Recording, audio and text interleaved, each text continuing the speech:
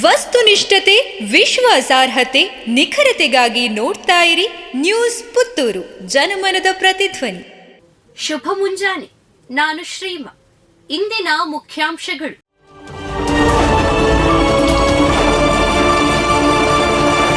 ಗುರುವಾರ ಪ್ರಚಂಡ ವೇಗದಲ್ಲಿ ಅಪ್ಪಳಿಸಲಿದೆ ಚಂಡಮಾರುತ.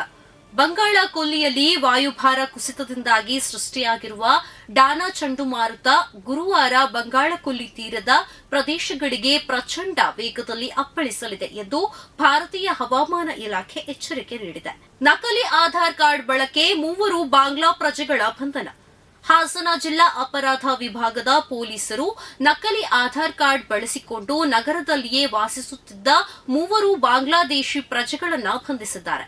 ಬಂಧಿತರನ್ನ ಜಮಾಲ್ ಆಲಿ, ಫಾರೂಕ್ ಆಲಿ ಮತ್ತು ಅಕ್ಬಲ್ ಹೊಕ್ಕು ಎಂದು ಗುರುತಿಸಲಾಗಿದೆ. ವಿದ್ಯಾಮಾತಾ ಅಕಾಡೆಮಿಯ ವಿದ್ಯಾರ್ಥಿ ಬಸವರಾಜ ಮುದವಿ ಸಬ್ ಇನ್ಸ್ಪೆಕ್ಟರ್ ಆಗಿ ಆಯ್ಕೆ.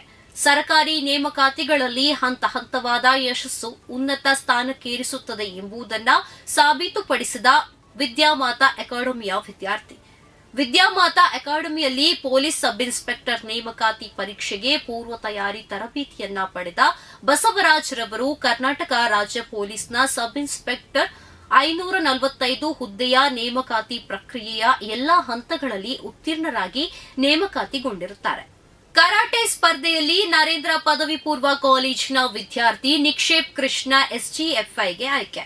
ವಿದ್ಯಾಭಾರತಿ ಅಖಿಲ ಭಾರತ ಶಿಕ್ಷಾ ಸಂಸ್ಥಾನ ಸಹಯೋಗದಲ್ಲಿ ಮಧ್ಯಪ್ರದೇಶದ ದೇವಾಸ್ನಲ್ಲಿ ನಡೆದ ರಾಷ್ಟ್ರಮಟ್ಟದ ಕರಾಟೆ ಸ್ಪರ್ಧೆಯಲ್ಲಿ 19ರ ವಯೋಮಿತಿಯಲ್ಲಿ ದಕ್ಷಿಣ ಮಧ್ಯ ಕ್ಷೇತ್ರವನ್ನ ಪ್ರತಿನಿಧಿಸಿದ ನರೇಂದ್ರ ಪದವಿ ಪೂರ್ವ ಕಾಲೇಜಿನ ದ್ವಿತೀಯ ವಿಜ್ಞಾನ ವಿಭಾಗದ ವಿದ್ಯಾರ್ಥಿ ನಿಕ್ಷೇಪ್ ಕೃಷ್ಣ ಚಿನ್ನದ ಪದಕದೊಂದಿಗೆ ಪ್ರಥಮ ಸ್ಥಾನವನ್ನ ಪಡೆದು ದೆಹಲಿಯಲ್ಲಿ ನಡೆಯುವ ಸ್ಕೂಲ್ಸ್ ಗೇಮ್ಸ್ ಫೆಡರೇಷನ್ ಆಫ್ ಇಂಡಿಯಾಗೆ ಆಯ್ಕೆಯಾಗಿರುತ್ತಾರೆ.